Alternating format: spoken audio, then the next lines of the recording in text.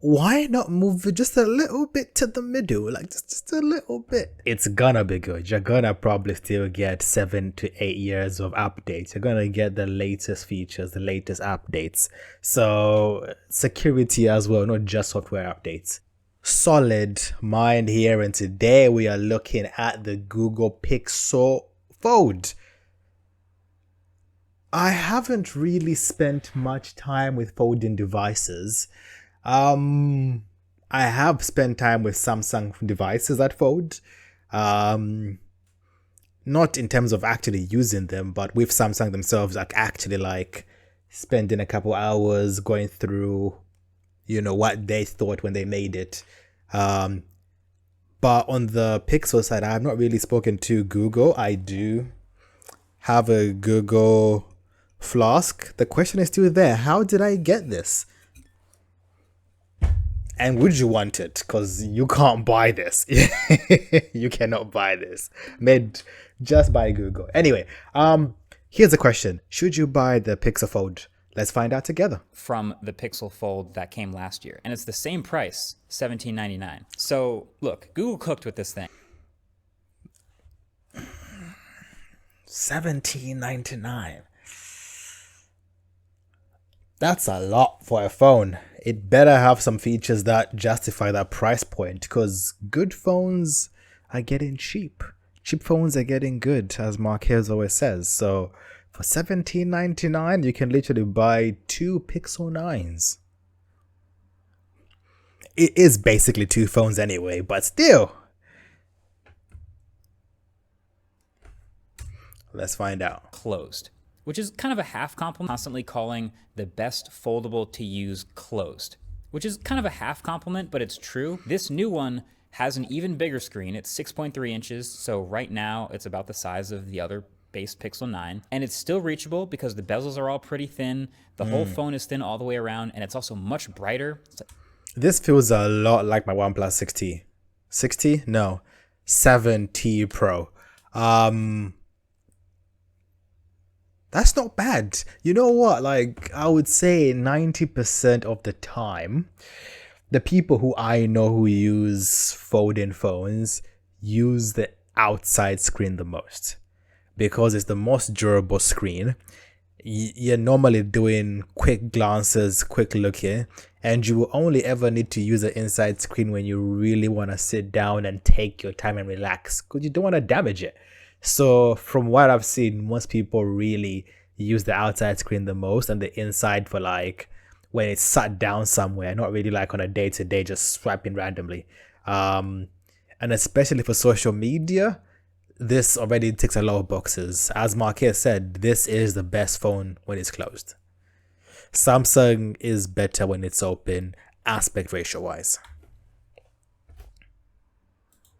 80% brighter than the last Fold. And then on the inside, it's also a larger 8-inch display that, like I said, it mirrors the home screen layout of the cover display. And the whole phone, with the metal rails now and a soft touch matte glass, it just all feels even more. Okay. You guys are still watching this. I'm sorry. I'm just like nerding out a little bit. I'm really enjoying this. One thing that I really don't like is the hole punch display for the inside screen. You know what? It's in the corner away with a notification, which is fine. I want in the future to see behind the display cameras, but of course the quality will be terrible because it has to, shine. Well, the light has to pass through the display, but that screen looks gorgeous. Maybe it's the way this was, recorded, but I can't even see the crease. But obviously with folding phones, the crease is more visible the more you use it. More premium, like of a flagship than ever before. And look at how thin this thing is. This has got to be, it's definitely one of the thinnest foldables out now. Maybe not the thinnest, but each side is barely thicker than a USB-C port. And so combined with the flat sides, it's barely thicker than a normal phone. Now, of course, it still has this camera bump on the back. It looks gorgeous, but I prefer. Why not move it just a little bit to the middle? Like just a little bit. I just realized something, right? So if you want to use it like in laptop mode, where you open it like this would make it awkward. Which is okay. This one's worse. I don't see a lot of thoughtful design in this camera island, but I feel like I can accept it with the rest of this phone's design being so impressive. It's just so good. It feels great to use open. It's awesome closed. I feel like this is just a better version of the previous best foldable, Yeah, I agree with that. It is one of the best folding phones out there. the OnePlus Open. Of course, still TBD on battery life and camera quality with these new cameras that are different from the main Pixel 9s, but my general first impression is clearly pretty positive. It also, of course, has the Tensor G4, 16 gigs of RAM, and all the AI benefits that come from.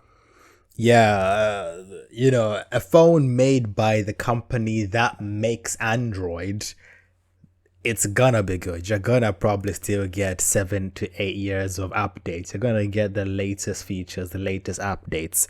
So security as well, not just software updates.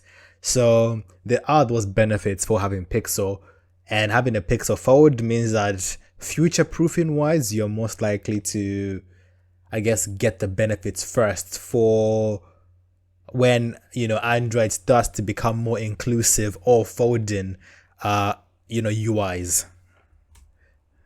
From these new Pixels, Pixel Studio, Screenshot app, Weather app, all that other Pixel stuff. It is also IPX8 rated, so it can probably take a splash. Yeah, so X doesn't mean you can dunk it in water. It means, yeah, you can splash some water, you can use it in the rain, but if it falls into a swimming pool or something, goodbye, basically. But a bit of water shouldn't really harm it too much. And Google also mentioned that they're partnering with some number of developers to optimize some games for the interior screen. So looking forward to see what those end up being. And it also comes in two colors: porcelain, white, and obsidian, black. So I think consider me highly interested. I've kind of been off the foldables train for my own daily driver for a while. I've gone back to dailying slab phones, but I think this Pixel 9 Pro Fold has a chance to get me back to being a foldable user if that outer screen remains just as usable as.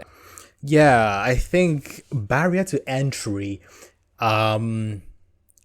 is something that each manufacturer of folding phones is trying to remove, because somebody who spends £1,000 on a phone and you ask them this question, do you want to spend an extra £800 to get an extra display inside? You could literally buy, I'm sorry to say this, it's a fact, you can buy a phone for £1,000 and an £800 tablet that will be better than these two put together. The main reason why you would buy a folding phone is to have the best of both worlds. If money is a factor, then just get a Pixel 9 Pro for $10.99. You will still have £700-600 to spend on a tablet. But finishing this video up, here's this, right? Should you guys buy this? It just came out. I'm not gonna say no, because A, you're gonna get the 7 to whatever how many years of updates because it's Pixel.